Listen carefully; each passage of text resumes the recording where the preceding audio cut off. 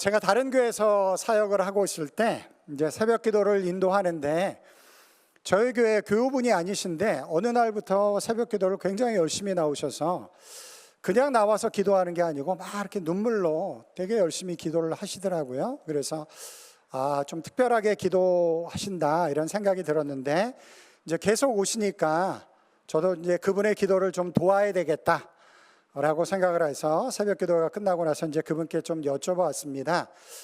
혹시 어떤 기도 제목이 있는지 저에게도 알려주시면 제가 함께 기도하겠습니다 라고 물어봤어요. 그때 사업이 좀 어려움이 생겨서 지금 그 문제가 잘 해결되어질 것을 위해서 기도하신다 라고 하셨어요. 그래서 이제 저도 함께 열심을 다해서 기도를 했습니다. 그래서 어느 날 갑자기 나와서 그렇게 열심히 기도하던 분이 어느 날 갑자기 또 안 나오시더라고요. 그래서 무슨 일인가? 문제가 해결되어졌나? 뭐 이제 이런 생각이 있다가 수소문을 해서 이제 듣게 되어졌어요. 그런데 우리가 기도한 대로 그 문제가 해결되어지지 않았다라고 합니다. 그런데 이제 문제가 해결되어지지 않으니까 약간 삐지셨는지 이제 새벽기도 나오시는 걸 멈추시고 이제 교회를 안 나오시기 시작을 하셨어요. 뭐 충분히 있을 일인데 제가 그 경험을 하면서 좀 특별한 사건으로 제가 기억을 하게 되어졌어요. 우리 안에 저런 모습이 있구나. 우리가 예수님을 믿고 하나님을 믿지만 우리가 기대하는, 우리가 만들어낸 어떤 기대감을 가지고 우리가 예수님을 믿는 모습이 참 있구나.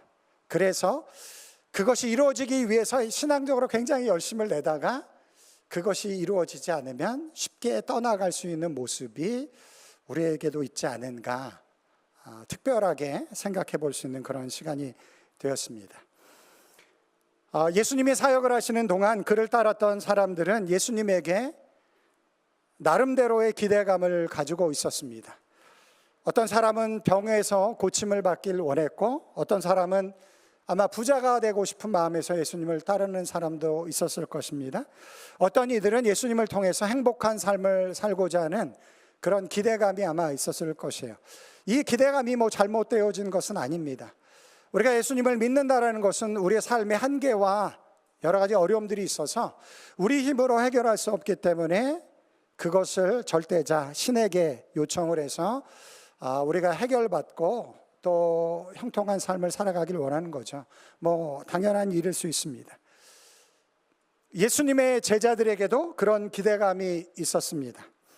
예수님의 12제자 중 야고보와 요한이라는 형제가 있었는데 예수님이 예루살렘을 향해서 올라갈 때 그의 어머니가 예수님에게 이런 요청을 했어요. 예수님, 이제 예루살렘에 올라가시는데 예수님의 나라가 세워지면 당신이 왕이 될 텐데 그러면 우리 아들에게 장관 자리 하나씩 주십시오 라고 그렇게 이야기를 했어요. 야고보와 요한의 어머니가 왜 예수님을 따라가는지, 야고보와 요한이 왜 예수님을 쫓아가는지 그 숨겨진 기대감이 공식적으로 드러나는 그런 사건이 되어졌습니다. 그런데 흥미로운 것은 그 이야기를 들은 제자들의 반응입니다. 제자들이 어떻게 반응하냐면 마태복음 20장 24절에 이렇게 기록되어져 있어요. 10 제자가 듣고 그 두 형제에 대하여 분이 여기거늘. 왜 이 10명의 제자들은 분해했을까요? 왜 분해했을까요? 저는 그런 마음이 들어요. 그들에게 숨겨져 있던 기대감과 이 드러난 두 명의 기대감이 아마 충돌한 것이 아닐까. 물론 그것만 가지고 예수님을 쫓아가진 않지만 그러나 그들이 만들어낸 그런 기대감이 그들 가운데 있었다라는 것이죠. 그래서 야고보와 요한이 그것을 드러냈을 때 제자들도 저놈들 봐라, 그 자리는 내 자리인데, 그런 마음의 충돌이 일어났었다라고 저는 그렇게 생각을 합니다. 예수님 당시 유대인들이 공통적으로 가지고 있었던 소망이 있었습니다. 메시아, 다른 말로 하면 구원자라는 뜻인데 메시아가 이스라엘을 로마의 압제에서 구원해내는 것, 그것이 이스라엘 백성들이 공통적으로 가지고 있는 소망이었습니다. 충분히 이해할 수 있죠. 하나님 나라의 백성이 세상을 대표하는 로마에 의해서 지배를 받고 있습니다. 그런데 그 나라 사람들이 하나님을 믿고 있잖아요. 당연히 그런 기대감이 있죠. 그런 소망이 당연히 있습니다. 사람들은 예수님에게서 그 소망을 발견하기 시작을 했어요. 예수님이 불치병을 고쳐주질 않나? 어린아이 도시락 하나로 5,000명을 먹이시기도 하고 놀라운 기적의 역사를 나타내실 뿐만 아니라 바다 위를 걸어가기도 하시고 심지어 죽은 자를 살려내시는 그런 일들을 예수님이 행하시는 거예요. 당연히 뭐라고 생각을 했겠어요? 우리의 메시아가 왔다. 드디어 하나님의 구원자가 우리들 가운데 임했다. 저분이 로마의 압제로부터 우리를 구원해낼 것이다 라는 그런 기대감이 그들 가운데 생겨나기 시작을 했습니다. 그러던 어느 날 예수님이 정치, 경제, 종교의 중심지라고 할 수 있는 예루살렘에 입성하신다라는 소식이 들려왔습니다. 물론 예수님이 잠깐 예루살렘을 오긴 했지만, 그러나 이번에는 특별한 목적을 가지고 예루살렘에 입성하신다라는 소식이 들려왔습니다. 여러분, 예수님의 사역의 중심지가 어디였죠? 예수님의 사역의 중심지는 예루살렘이 아니었습니다. 이스라엘의 모든 것의 중심지는 예루살렘이었지만 예수님의 사역의 중심지는 갈릴리였어요. 갈릴리는 촌뜨기들이 사는 곳이에요. 그리고 죄진 사람들이 도망가 사는 그곳이에요. 그곳에서 아무리 이름이 난들 예루살렘에서는 드러나지 않는 그런 사람일 수밖에 없는데, 그런데 예수님을 따랐던 사람들에게는 예수님이 어떤 일을 행하시는지를 보게 되어졌어요. 그런데 그분이 드디어 갈릴리를 벗어나서 어디로 입성한다고요? 예루살렘으로 입성한다. 드디어 때가 왔다. 드디어 메시아, 우리의 구원자 되신 예수 그리스도께서 왕으로 예루살렘에 입성하신다 라는 소문이 돌기 시작을 했습니다. 예수님을 만났던 사람도, 예수님의 소문을 들었던 사람들도 모두 함께 그들의 구원자가 될 메시아를 맞이하기 위해서 예루살렘에 모이기 시작을 했죠. 그때가 특별히 유월절 기간이었습니다. 남자들은 다 예루살렘에 모여서 하나님 앞에 제사를 드려야 되는데 얼마나 많은 사람들이 모였겠어요. 그런데 그 모든 사람들이 이제 예수님을 향해서 드디어 우리의 구원자가 오시는구나, 종려가지를 들고 예수님의 예루살렘 입성을 환영하기 시작을 했습니다. 왜 종려가지를 들었을까요? 종려가지는 승리를 상징하는 거예요. 전쟁에서 이기고 돌아온 왕을 맞이할 때 종려가지를 들고 말을 타고 입성하시는 그 왕을 맞이했을 때 종려가지를 흔드는 것이죠. 요한복음 12장 13절 말씀 우리 다 같이 한번 읽어보도록 하겠습니다. 시작. 종려나무 가지를 나가 호산나 찬송하리로다. 주의 이름으로 오시는 이 곧 이스라엘의 왕이여 하더라. 이스라엘의 왕으로 임하시는 메시아 예수 그리스도를 그들이 승리를 상징하는 종려나무 가지를 들고 예수님을 맞이했습니다. 그들의 기대감과 확신은 하늘을 찌르는 듯 했어요. 드디어 그날이 왔다. 드디어 메시아가 예루살렘에 입성한다. 그분이 이스라엘의 왕이 될 것이다. 그런 기대감을 가지고 예수님을 맞이했습니다. 여기서 우리가 한번 생각해 보아야 될 것이 있습니다. 예수님을 맞이하는 모든 사람들은 다 그런 기대감을 가지고 맞이했는데, 정작 예수님은 어떤 기대감 아니면 어떤 이유로 예루살렘에 입성하셨는가? 사실 어떻게 보면 사람들의 기대감보다 뭐가 더 중요하죠? 예수님이 어떤 기대감과 어떤 이유 때문에 예루살렘에 입성하는가, 그것이 훨씬 더 중요한 것이죠. 이스라엘의 왕이 되기 위해서, 왕자의 자리에 앉기 위해서 예루살렘에 입성하셨나요? 아니면 로마의 모든 권력을 내쫓기 위해서 예루살렘에 입성하셨나요? 사람들은 그걸 기대했는데 예수님의 의도는 전혀 그렇지 않았습니다. 그런 기대감과는 전혀 상관없이 예수님은 예루살렘에 입성했던 것입니다. 한국 속담에 이런 말이 있죠. 떡 줄 사람은 생각도 없는데 뭐부터 마시죠? 동치미인가요? 김칫국인가요? 김칫국부터. 유대인들 김칫국 안 먹습니다. 네. 김칫국부터 마시는 거예요. 왜 그렇죠? 자신들이 가지고 있는 기대감, 그것이 충족되어지는 것 같으니까 이제 그런 오해가 그들 가운데 생겨나게 된 것입니다. 예루살렘에 입성한 예수님은 모든 사람의 기대와 다르게 로마 정부에 의해서 비참하게 십자가에 죽게 되어집니다. 아무런 저항도 하지 않고 가진 고초와 모욕을 당하면서 십자가에 무력하게 죽게 되어집니다. 왜 예수님은 그를 따르던 모든 사람들의 기대와 달리 힘없이 그렇게 비참하게 십자가에 죽으셨을까요?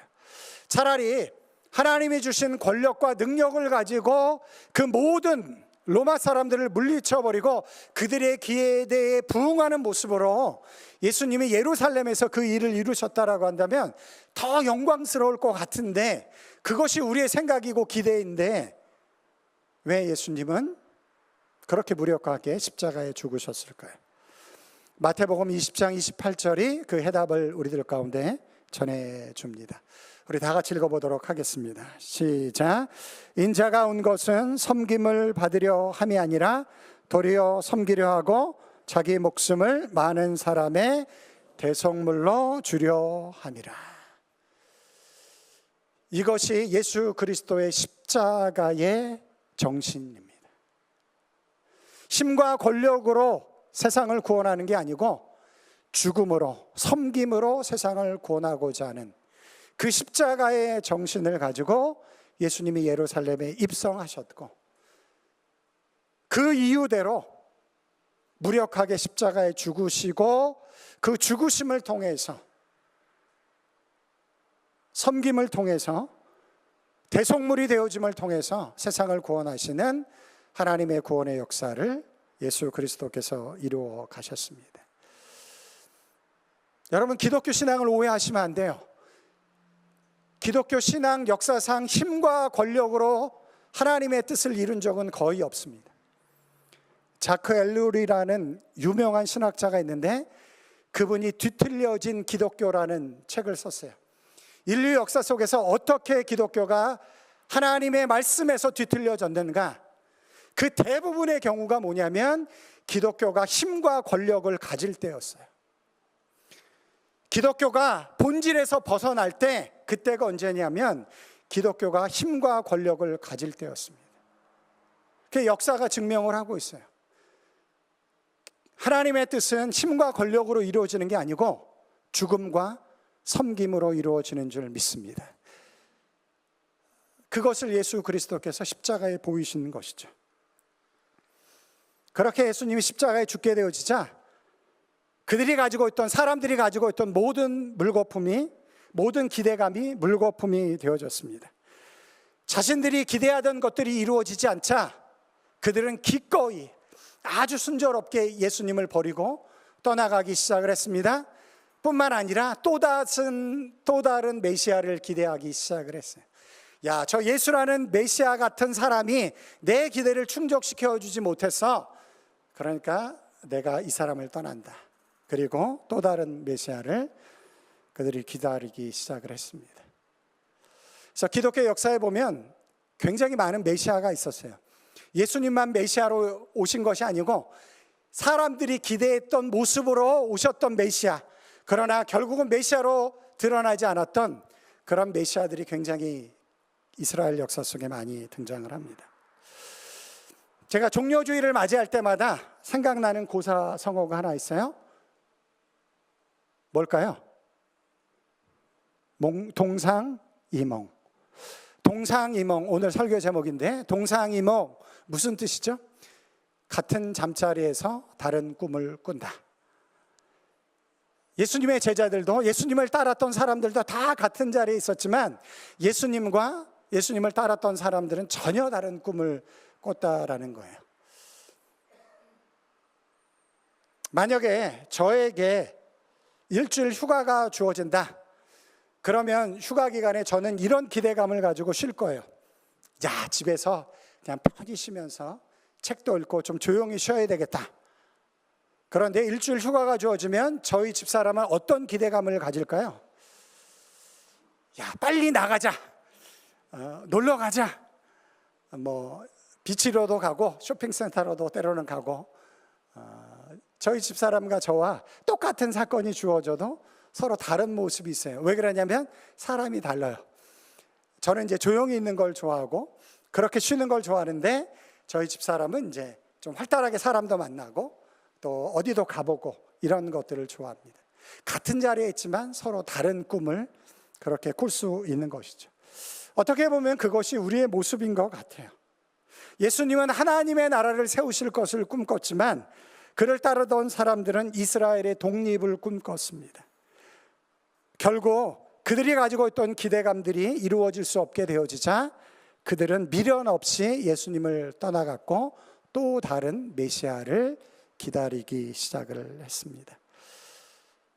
그래서 우리가 종려주의를 맞이하면서 제가 저에게, 그리고 여러분은 여러분 스스로에게 던져야 할 질문이 하나 생깁니다. 우리의 기대감이 예수님의 기대감과 일치하는가? 굉장히 중요한 질문이에요. 그 질문을 우리가 종려주의를 맞이하면서 한번 해보아야만 합니다.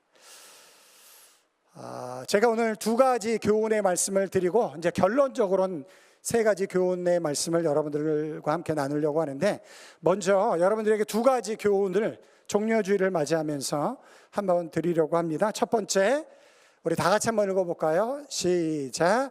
내가 만든 기대감을 내려놓으면 자유롭습니다. 내가 만든 기대감을 내려놓으면 자유로울 수가 있어요. 이게 무슨 말이냐면, 내가 나를 힘들게 하거나 아니면 나와 다른 사람과의 관계를 힘들게 하는, 가정에서, 사회에서, 심지어 교회에서까지 일어나는 인간관계의 가장 어려운 문제 중에 하나가 뭐냐면, 여러 가지가 있을 수 있겠지만 그 중에 하나가 뭐냐면 내가 만들어낸 기대감이에요. 내가 만들어낸 기대감. 어떤 의미에서 보면 우리 신앙 속에서도 그런 부분들이 있습니다. 우리가 신앙생활을 하면서 하나님을 믿으면서 내가 스스로 만들어내는 기대감들이 있어요. 내가 하나님을 믿으면 하나님이 이렇게 해주시겠지. 물론 하나님이 주시는 기대감이 있을 수 있습니다. 하나님이 우리에게 주시는 기대감이 있어요. 여러분, 제가 어떻게 주님의 교회를 왔겠습니까? 하나님이 주신 기대감이 있으니까 왔겠죠. 그래서 제가 지원을 했고 또 그 결과가 이렇게 이루어지는 것이죠. 하나님이 주시는 기대감이 있어요. 그러나 그것과 더불어서 잘 분별해야 되는데, 내가 스스로 만들어내는 기대감이 있어요. 예수님이 십자가에 죽으시기 위해서 이 땅에 오셨음에도 불구하고 많은 사람들은 그들이 스스로 만들어낸 기대감을 가지고 예수님이 왕이 되실 것이다 라고 했던 것처럼 우리 안에 우리가 만들어낸 기대감이 있다라는 거예요. 그런데 그 기대감이 이루어지지 않을 때 우리에게 어떤 일이 벌어지죠? 실망합니다. 낙심합니다. 뿐만 아니라 상처를 입게 되어져. 예를 들어서 교회에서 어떤 직분을 받게 되어졌어요. 기쁜 마음으로 열심히 했습니다. 야, 내가 이렇게 나에게 주어진 직분을 잘 감당하면 교회가 좀 날 알아주겠지. 그게 알게 모르게 생기는 기대감이 있어요. 아니면 가정에서 야, 내가 우리 남편과 아내를 위해서 이 정도 해주면 우리 남편과 아내가 이 정도는 해주겠지. 아니면 자녀들에게 내가 이렇게 했는데 자녀들도 이 정도 해주겠지 라는 기대감이 자연스럽게 우리 마음 가운데 생겨납니다. 그런데 문제는 뭐냐면 그 기대감이 채워지지 않을 때 우리는 실망하고 상처를 받아요. 거기서 끝나는 게 아니고 그것으로 인해서 다른 사람을 비판하기도 합니다. 그래서 이렇죠. 주님을 위해서 봉사하는 건데 야, 뭐 교회가 왜 이래? 교회가 내가 이렇게 봉사하는 것도 못 알아주고 뭐 이게 교회인가? 이런 마음이 생겨날 수 있는 것이죠. 저도 이제 목회를 하다 보면 기대감이 생기게 되어지잖아요. 그런 거 없이 어떻게 목회를 하겠습니까? 그래서 저 나름대로 이제 기대감을 막 만들어 놓을 때가 있어요. 그게 하나님이 주신 기대감이 아니고 그냥 내가 꿈꾸는 기대감으로 막 만들어 놓을 때가 있어요. 그래서 야, 우리 교회가 이렇게 이때는 이런 거라고 저때는 저런 거라고 갔으면 좋겠다라는 기대감을 가지고 막 가는데 그게 안 이루어지면 굉장히 힘들어져요. 낙심되어지고 절망스럽기도 하고 상처를 받기도 하고. 그 탓을 누구에게 돌릴까요? 그 탓을 누구에게 돌릴까요? 성도에게 돌릴 가능성이 있어요. 저는 안 그렇습니다. 저는 안 그런.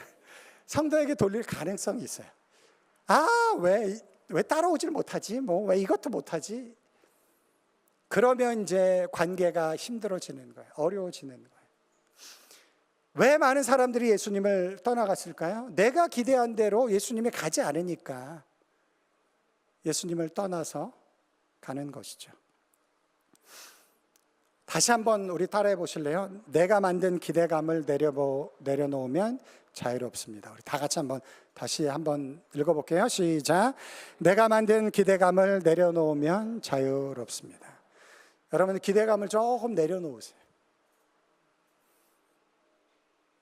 제가 경험을 해봐서 압니다.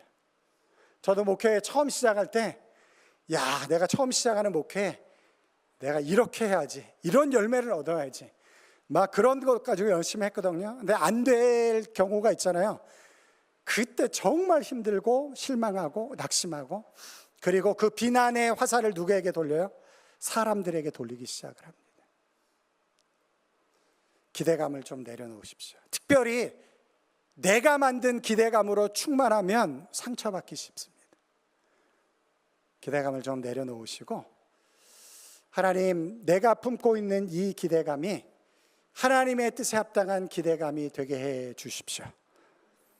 그렇게 기도하는 여러분들이 되시기 바랍니다. 그래야지만이 하나님의 기대감과 나의 기대감이 함께 가는 거예요. 그때 하나님의 은혜를 우리가 경험할 수 있게 되어집니다.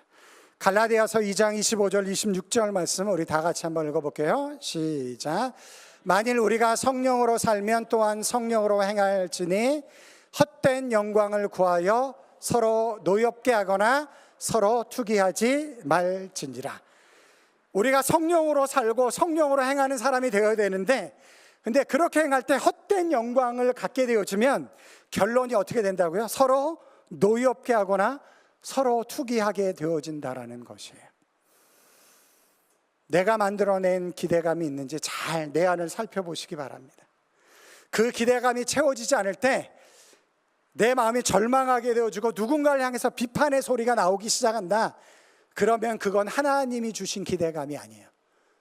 하나님은 그렇게 역사하지 않습니다. 잘 분별할 수 있는 여러분들이 되시길 종료주의를 맞이하면서 여러분들을 축원합니다. 내가 만든 기대감과 하나님이 우리에게 주시는 기대감을 잘 구별할 수 있기를 바랍니다. 두 번째, 우리 다 같이 읽어볼게요. 시작. 뜻이 같아야 동행할 수 있습니다. 여러분, 이 말씀에 동의하시나요? 뜻이 같아야 동행할 수 있다. 너무너무 중요한 말이라고 생각해요. 아모스 3장 3절에 이런 말씀이 있어요. 제가 이 말씀을 보고 너무 놀랐어요. 제가 성경 말씀 참 많이 보지만 어느 날 갑자기 눈에 확 들어오는 말씀이 있잖아요. 근데 이 말씀이 어느 날 갑자기 확 들어오더라고요. 너무너무 중요한 말씀이다 라는 생각을 하게 되어졌어요. 우리 다 같이 읽어보겠습니다. 시작. 두 사람이 뜻이 같지 않은데 어찌 동행하겠으며. 뜻이 같지 않으면 동행할 수 없다라는 거예요. 여러분, 사도 바울과 바나바 잘 아시죠? 바울이 사도가 되기 위해서 가장 애쓴 사람이 누구죠? 바나바입니다. 바나바 때문에 어떻게 보면 바울이 사도가 될 수 있었어요. 그런데 바울과 바나바가 뜻이 일치하지 않는 사건이 생겼습니다. 마가를 데리고 전도여행을 갔다가 마가가 너무 힘드니까 중도에 포기하고 돌아왔어요. 바울과 바나바가 이제 모든 전도여행을 마치고 다시 돌아와서 다시 전도여행을 갈 때 바나바는 어떤 사람이죠? 누군가를 격려하고 위로하고 세워주는 사람이에요. 그러니까 마가 한 번 실패했지만 그렇다고 우리가 버릴 수 있는가? 데리고 가자. 그런데 바울은 어떤 사람이죠? 불같은 사람이에요. 확실한 사람입니다. 마가 못 데리고 간다. 중도에 그렇게 떠나는 사람 데리고 갈 수 없다. 여러분, 두 사람 다 어떤 사람이죠? 두 사람 다 하나님의 사람이에요.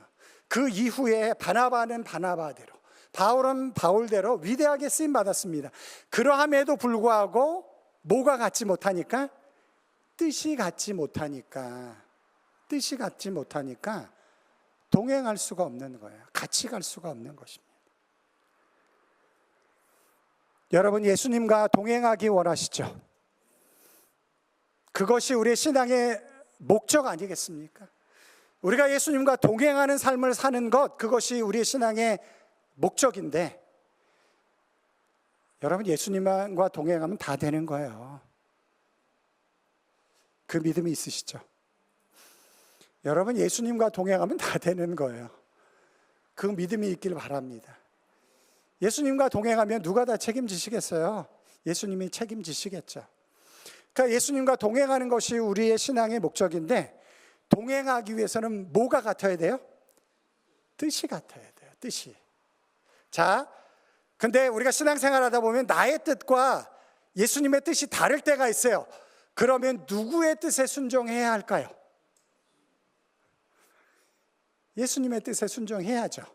그래야지 뜻이 같아져서 동행할 수 있으니까.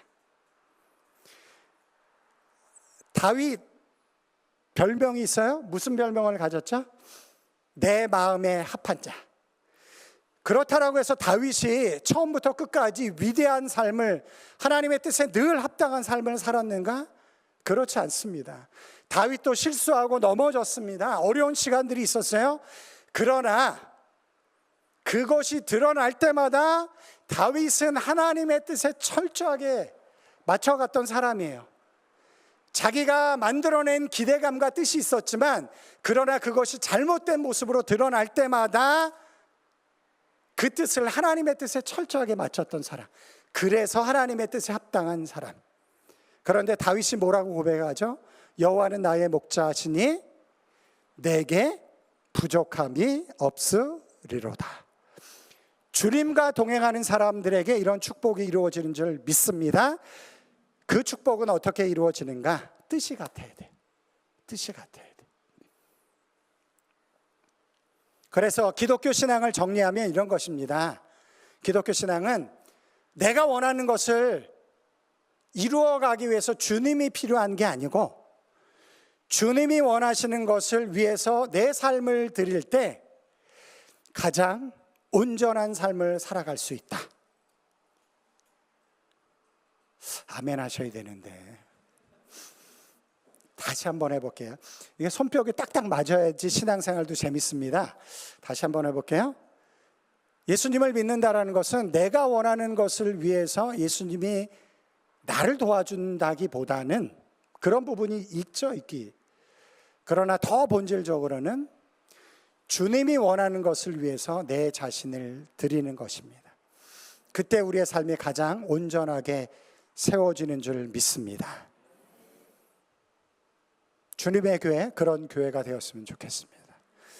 주님의 교회 성도들, 그런 성도가 되어졌으면 좋겠습니다.